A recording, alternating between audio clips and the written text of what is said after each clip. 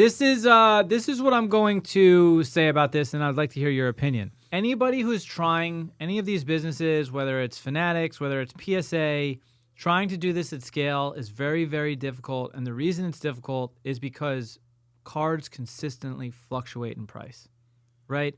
So the why I believe this has to really rely on verified, trusted breakers in the industry who are creating these products themselves is you got to create the product, get it out the door, right? Immediately, so that the product that you're selling is well comped. If you have PSA who's creating this certification program and they want to make all these repacks, this isn't like bananas, right? That you ship up from Colombia or wherever they come from, right? They hit Florida, now they're distributed in New York, distributed all over the country. They have a shelf life of 3 weeks. Like, this is even less than that, right? This is like, you have, sometimes there's a comp on a card, guy gets injured, that card's crushed, right? And now you're saying, oh, well, the floor on this product is $100, but that guy just got crushed. Now it's a $20 card. Now you just got angry customers, and by the way, I know this because I've dealt with it. Dude, this is just embarrassing in our industry that every single person wants to come out with a repack. I mean, Blez, Arena Club, Fanatics, PSA, and like, listen, if you guys know me, if you want to know the backstory of me, I'm one of the stars of the repack. I did this 5 years ago. All these companies don't know shit about what they're doing. I laid the foundation for this, and at this point, it's just so overly saturated that every single person has a repack, and I'm sick of it. You know, like I was running game theory numbers to invent such a thing, and now I'm like, you guys just blew it out of the way. You know, you want to hear one thing? I have an idea. Show me the cards in the repack. Show me that you're not making margin of over 30%, and then maybe I'll be interested. How about you just buy the cards and put them in there for full comp and sell it like that? I bet you won't, because you won't make money. This is just price gouging. Go buy your own cards. You don't need...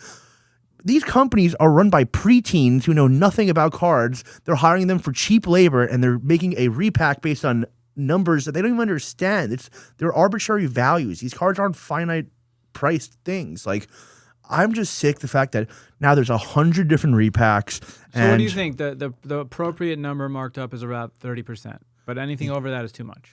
I think at this point where everybody's doing it, they're going to keep lowering it and lowering it and lowering it, and then the margins are going to be like 5-10%, and then repacks, no one's going to buy them anymore. I think the more repacks, the less buyers are going to be. It was cool to go into Backyard and Bleacher back in the day and have their like big repack of the week. They scheduled it out. You knew when it was coming, and you did it once a week. But if I can just sit on my phone 24/7 and go on Arena Club and buy packs all day long, like, that shit is just sad, bro. Go on eBay, go to a card show, go buy the cards, go rip some packs. Like, just gambling, bro. Why are we supporting gambling?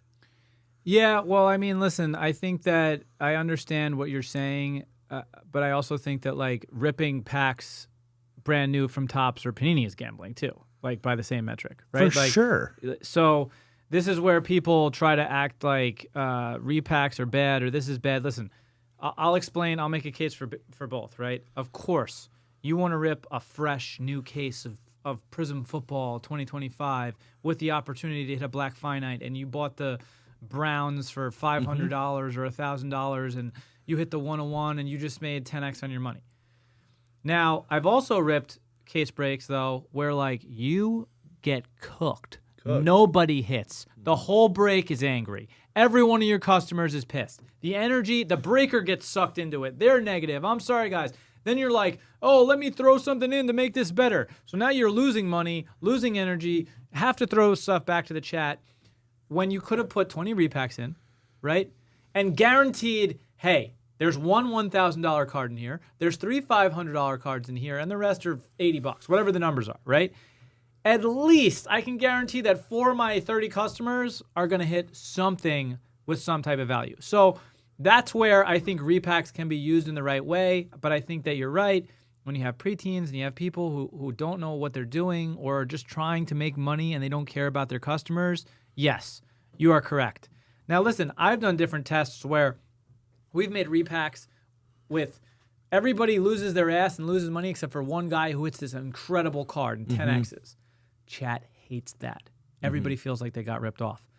They would rather all the cards be closer to center and 10 guys break even. What happened to the industry where it was like you just bought packs because you liked the packs? What happened to the people who ripped cards to collect the cards? You don't have to rip packs, go comp them, and be like, oh, this is the value I got from this. Like, what happened? Why is it collecting dead? Repacks aren't for collectors, they're for gamblers. When you open packs, you're hunting something you want to keep. You're not hunting something in a repack. It was already hit and graded for. That's the difference between breaking and this repack stuff. It's just, at this point, it's gimmicky.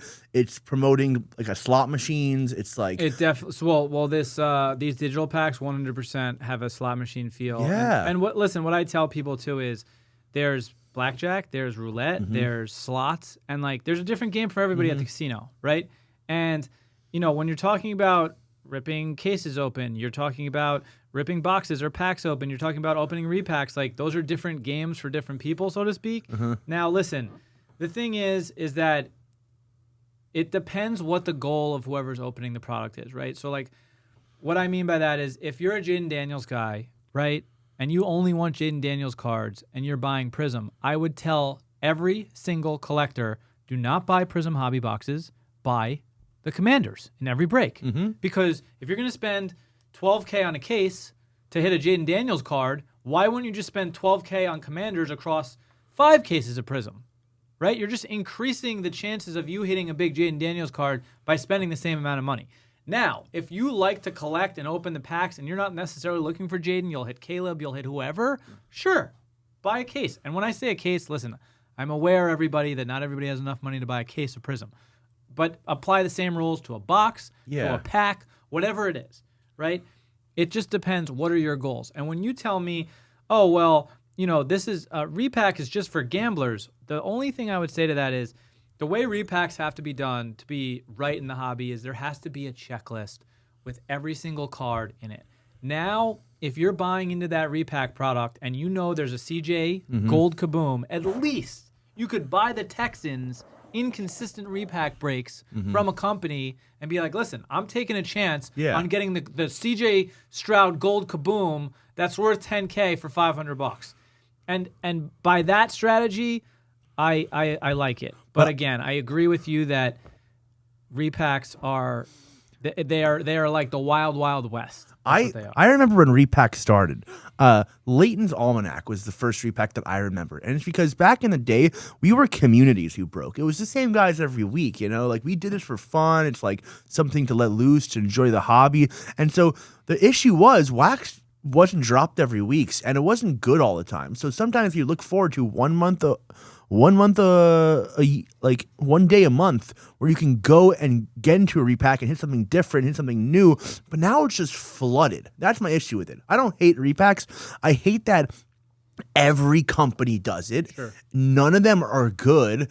None of them are transparent. None of them are fair. And it's all negative EV. And we're promoting it to children. It's so bad for our industry. We need to stop it. I love the liquidity it gives you as a guy who wants to resell cards, but make it harder then. I don't care. You don't need liquidity.